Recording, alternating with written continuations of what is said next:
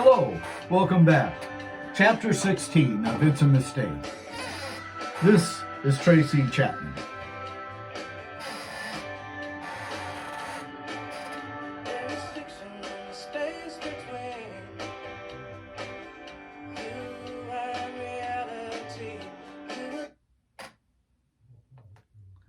Lynn arrived a few minutes early, so procured a table and ordered drinks.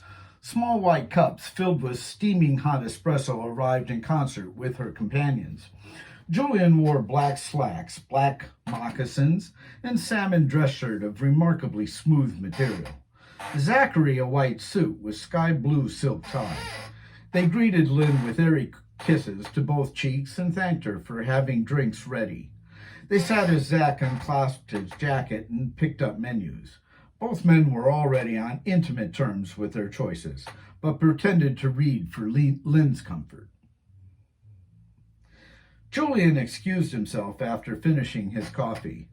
"I just need a moment in the personnel room," he explained.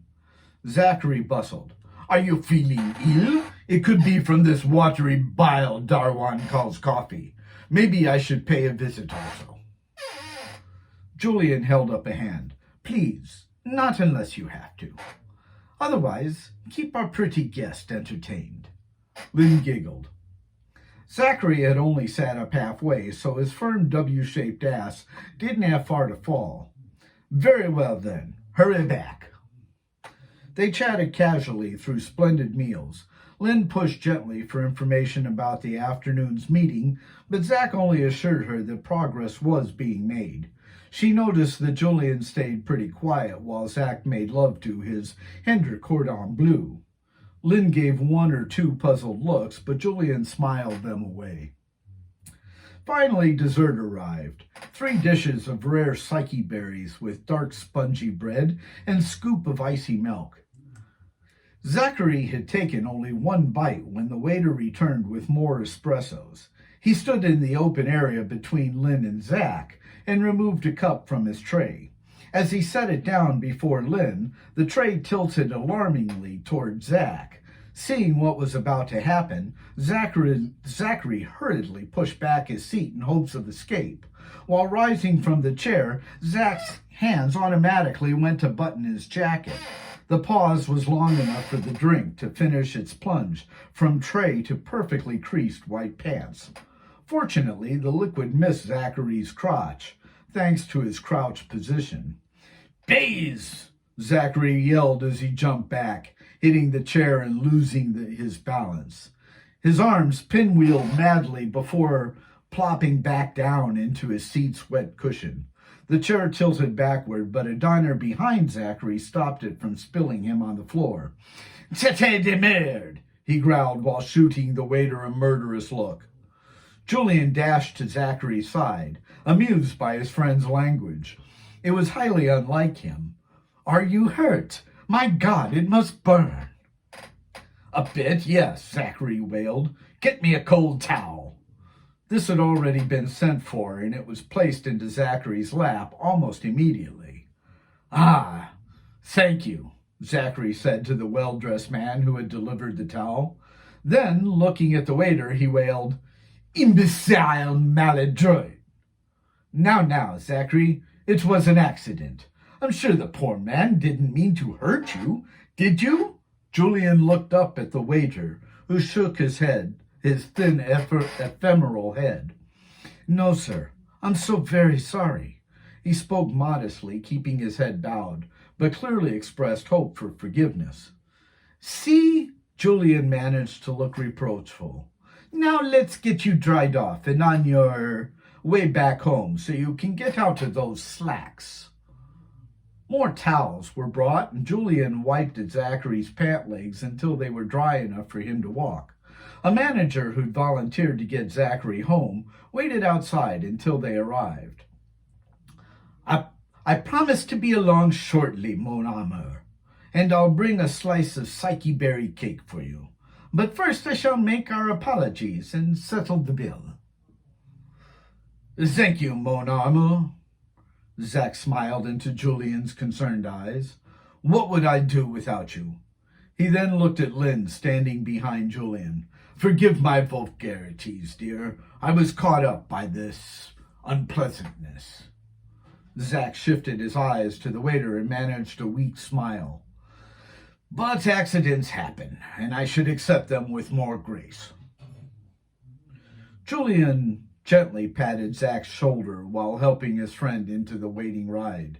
The waiter's wraith-like body visibly thawed, and he nodded appreciatively toward Zach. Zachary tiredly nodded back. Considering the grind and fortunate lack of proper heating, it's probably better that I didn't drink it anyway. Julian smiled approvingly while the others laughed. Zach shut the door, blew a kiss, and was whisked away.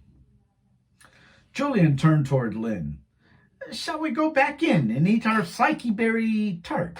He put an arm around her shoulder in a manner that didn't offer a choice. Letting those go to waste would just add insult. They got themselves reseated, and each took a bite. Ah, Julian exclaimed while shutting his eyes. Ah, heaven. He reopened them, and Lynn nodded back with her own expression of delight. What vulgar word was Zach talking about? What? Oh, base? It means fuck on Earth, or muff in the galactic expression. It is a more vulgar expression when meant to degrade, though. I see. What did he call the busboy, then? Julian thought a moment. Oh, yes, a clumsy fool. That's not vulgar, but it is unkind. They took another bite, during which Julian thought of something. Though, now that I think on it, Zach also called him a shithead. They both giggled. Oh, thanks, she added. Just then, the tête de merde walked by their table, and Julian stopped him with a touch on his arm. And nicely done. I'm very appreciative. Thank you, sir.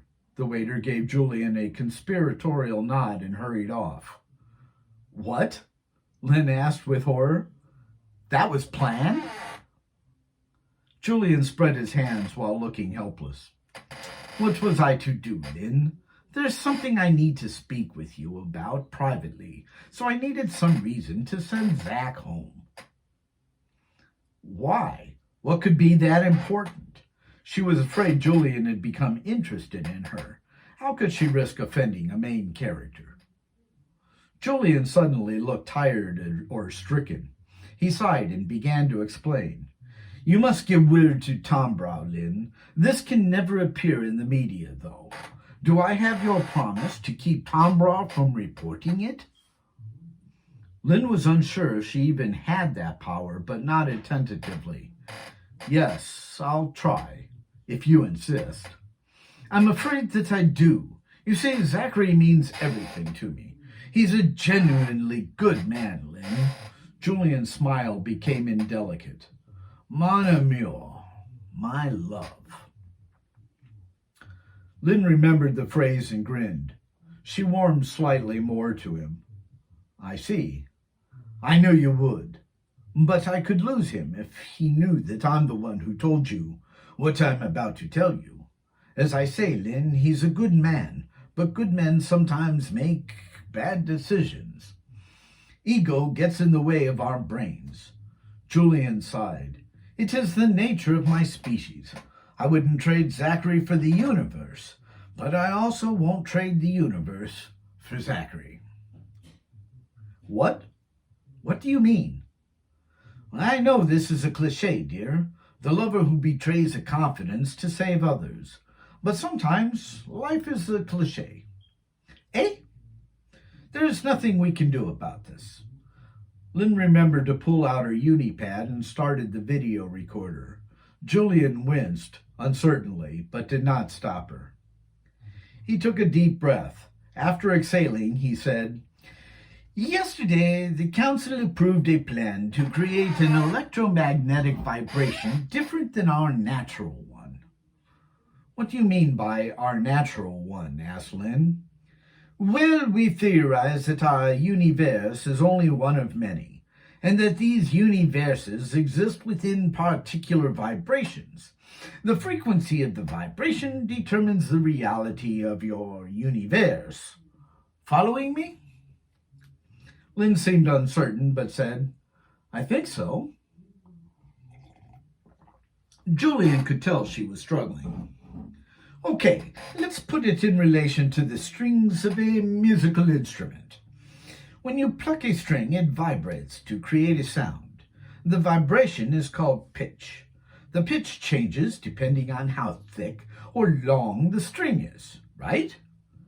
Yeah? Okay, but what about the string next to the one you plucked? If it wasn't touched, does it make a sound? No. Lynn made a face to indicate this was obvious. Right. But does that mean the string does not exist? Well, of course not. Duh. She felt the tiniest bit annoyed. Julian softly chuckled.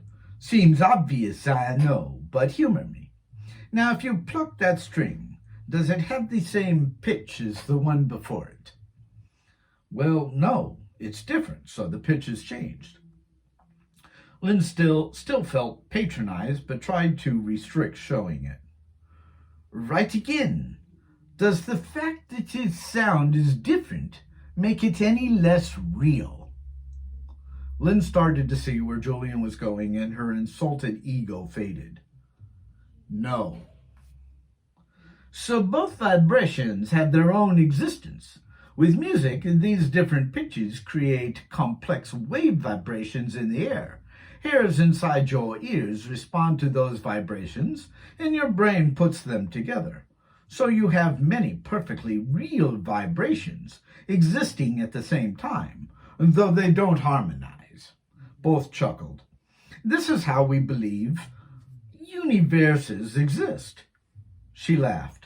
So musical vibrations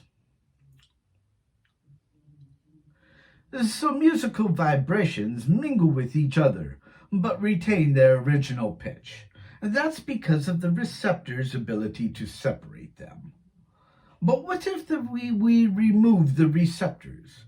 Do the notes change by being mingled? Lynn hoped the recorder was getting every word of this.